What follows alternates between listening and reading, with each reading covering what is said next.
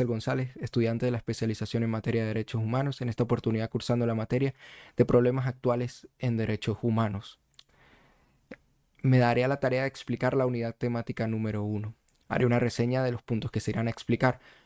Tenemos como punto previo la relación estrecha que guardan los derechos económicos, sociales y culturales con los derechos civiles y políticos.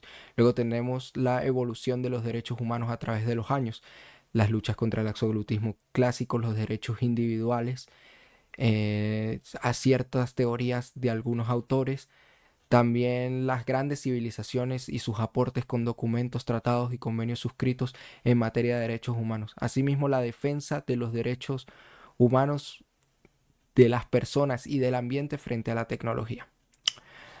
Ahora bien, como primer punto tenemos la estrecha relación que guardan los derechos económicos, sociales y culturales con los derechos civiles y políticos.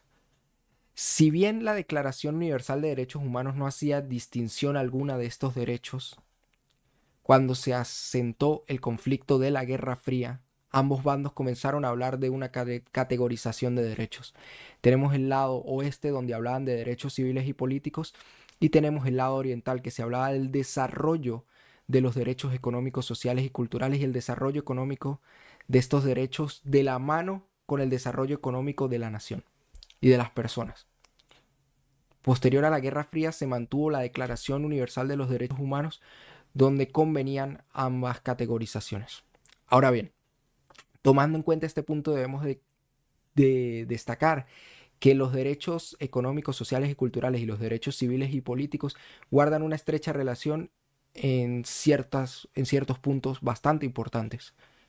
Por ejemplo, esas libertades individuales que otorgan. Si bien es cierto, los derechos civiles y políticos hablan de la libertad individual y que no haya una intervención del Estado para que las personas puedan ejercer esos derechos individuales, los derechos económicos y sociales también tienen esta similitud, pues se le da a las personas también libertades para que puedan desarrollarse en un campo laboral, para que puedan crear un sindicato, para que puedan sustentar a su familia, para que puedan comenzar sus propias empresas. Son derechos de segunda generación, esos derechos económicos, sociales y culturales. Pese a que los derechos civiles y políticos no hay una inversión como lo hay en los derechos, o bueno, ciertamente no existe una inversión tan alta como lo hay en los derechos económicos, sociales y culturales, sí hay inversiones que se pueden hacer para el sistema judicial, para el sistema penitenciario, para el sistema de leyes. Entonces también guardan una relación allí. No puede describirse ambos por separado, pues al ser derechos humanos se caracterizan en un solo renglón por esas libertades individuales que otorgan al individuo. ¿Ok? Entonces allí es donde está esa relación tan estrecha de estos derechos. Ahora bien, como segundo punto tenemos el proceso evolutivo de los derechos humanos. Podemos mencionar en la antigua Mesopotamia el cilindro de Ciro y el código de Hammurabi. El cilindro de Ciro fue Ciro el Grande, gobernante en esa época, en la antigua Mesopotamia, promulgó este cilindro para que se evitaran los tratos crueles de las personas que no tenían una cierta creencia religiosa. Esto en materia de derechos humanos y dignidad humana. Ya por ese entonces se veía que iba mejorando o innovándose en una civilización tan antigua. También tenemos el código de Hammurabi, tenemos el antiguo Egipto, el periodo Amenépone. Este periodo habla de esa fuerza del Estado, de ese poder de imperio de los faraones sobre los esclavos. Y hablaba sobre, coincidía un poco con la ley de Hammurabi, ojo por ojo. Entonces, en materia de derechos humanos, va evolucionando, tomando en cuenta de que desde el Babilonia se protegía la dignidad de las personas, cosa que no se hacía en el antiguo Egipto, pues existían leyes como esa ley. Luego tenemos la antigua Grecia, los filósofos y la democracia, la polis. Había una distinción entre las civilizaciones o la población que vivían en esa época. Tenemos que existían esclavos y hombres libres. En ese momento los grandes filósofos tomaron al Estado como un cúmulo, como una naturaleza que va más allá del individuo. Y esta es la idea que tienen de democracia, que el Estado debía estar por encima del individuo. Esto, tenemos la ley de Dracón, el código de Dracón, el código de Solón, uno que le daba poderes al Estado para ejercer su acción y el otro que se los quitaba. Entonces, en Grecia se hablaba de esa colectividad, de esos derechos colectivos por encima del derecho individual, pero todavía existían esclavos, entonces en materia de derechos humanos no estaba tan avanzada. Tenemos la antigua Roma, las épocas romanas de formas de derecho, tanto en la época de la monarquía, del imperio y de la república existían esclavos, pese a que hubo grandes avances en materia de derechos humanos y de derecho en general. No había esa clara distinción y ese claro respeto a la dignidad humana, pues existían espectáculos como los del Coliseo Romano, donde las personas se mataban con animales o entre sí para satisfacer al gobernante. Muy bien, tenemos las revoluciones burguesas contra el absolutismo y los derechos individuales. Asimismo, tenemos las civilizaciones antiguas con pensamientos religiosos de China e India. Coinciden la ley del Talmud y coinciden Confucio y Buda con pensamientos de que la democracia debe estar, o las personas deben en su ideología promover la unión del Estado, la unión del pueblo, que el pueblo se una a través de la paz y a través de ese pensamiento de solidaridad.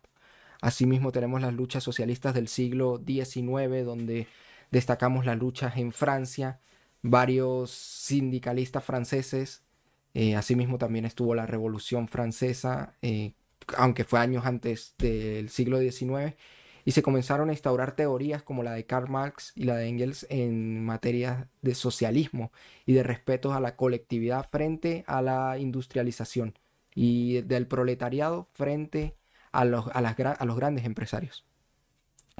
Por otra parte, tenemos, como ya habíamos mencionado, las grandes guerras, tratados y pactos en materia de derechos humanos de la etapa moderna. Esto trae consigo las grandes guerras, esas civilizaciones que lucharon constantemente entre sí para lograr un dominio y lucharon después, posteriormente a la Segunda Guerra Mundial, porque se uniera todo el mundo y se evitaran conflictos que generaran catástrofes mayores al futuro. En cuanto a las revoluciones burguesas, tenemos la implementación de la Carta Magna, tenemos la implementación de algunos derechos individuales, las revoluciones se independizan también, revoluciones como las de Estados Unidos, Revolución Francesa, donde varios derechos de las personas se independizan y se procede a un individualismo, se pelea contra ese absolutismo clásico que traía la monarquía. Para esto hay ciertas teorías del absolutismo, aquí tenemos los derechos individuales, lo de la monarquía tenía el poder y el gobernante era el que decidía cómo manejar ese poder. ¿Ok? Eso va contra los derechos individuales, pues todo el poder residía en él. Tenemos las teorías del liberalismo clásico de Thomas Hobbes y John Locke. Hablan de unas teorías individualistas y de unos derechos naturales que tiene el hombre frente al Estado y que el Estado debe salvaguardar estos derechos. Primero está la teoría de Thomas Hobbes, que habla de ese liberalismo clásico ante el absolutismo, de los derechos individuales del hombre, y después de John Locke, de esa naturaleza del hombre, esa ley natural del hombre, que viene el hombre con sus valores que son intrínsecos a él, y el Estado debe proteger y responder ante estos derechos. El Estado debe salvaguardar estos derechos. El liberalismo clásico se basa principalmente en el respeto a esos derechos individuales de la persona ante el absolutismo. O sea, estos autores critican el modelo absolutista y las revoluciones fueron ante ese modelo absolutista y monárquico para pasar a un modelo donde la colectividad, también están las luchas socialistas del siglo XIX, donde la colectividad mostrara una importancia mucho más grande de la que estaba demostrando con la monarquía y el absolutismo. En otro punto tenemos los derechos de las personas y el ambiente frente a la ciencia y la tecnología. Hoy en día tenemos que exige a los científicos e investigadores producir nuevos derechos con sus conocimientos. Esto quiere decir que, por ejemplo, si algún científico descubre la cura de alguna enfermedad o alguna investigación que pueda servir para salvaguardar la salud de las personas en materia de derechos humanos, debe aportar con esa investigación para la creación de nuevos derechos y formas de proteger la salud de las personas y ese ámbito tan importante. El acceso a la información científica es un derecho humano, pues todas las personas deben tener derecho a conocer los nuevos avances científicos, las nuevas tecnologías e implementar e incluso participar en esas actividades. Tienen esa protección frente a la tecnología, que la tecnología no sea o no los arrope, sino que más bien ellos vayan de la mano. con esos derechos tecnológicos. Los progresos científicos deben ser promovidos abiertamente. Ciertamente los científicos deben en sus progresos promulgarlos para que todas las personas tengan conocimientos y deben promoverlos para que además estas personas logren eh, evolucionar a sí mismo en estos conocimientos técnicos. Y por último, en el derecho del medio ambiente tenemos, se debe minimizar el impacto ambiental. El impacto ambiental son aquellos estudios que se permiten para que las personas puedan desarrollar a través del medio ambiente nuevos avances tecnológicos. ¿Qué pide la defensa de los derechos del ambiente? Que se minimice el impacto ambiental y que no se genere un agravio al medio ambiente. Y esto a su vez no genera un agravio a las personas que conviven en ese medio ambiente. Entonces tenemos que los derechos de las personas y del ambiente frente a la ciencia y la tecnología son muy amplios. O sea, los derechos humanos brindan una protección muy amplia al medio ambiente y a las personas, tomando en cuenta todos estos parámetros de avances científicos, de promoción, promulgación de nuevos avances y de protección de los derechos del medio ambiente sin que generar un agravio a través del impacto ambiental. Esto fue todo. Se despide Axel González. Que tengan buena noche.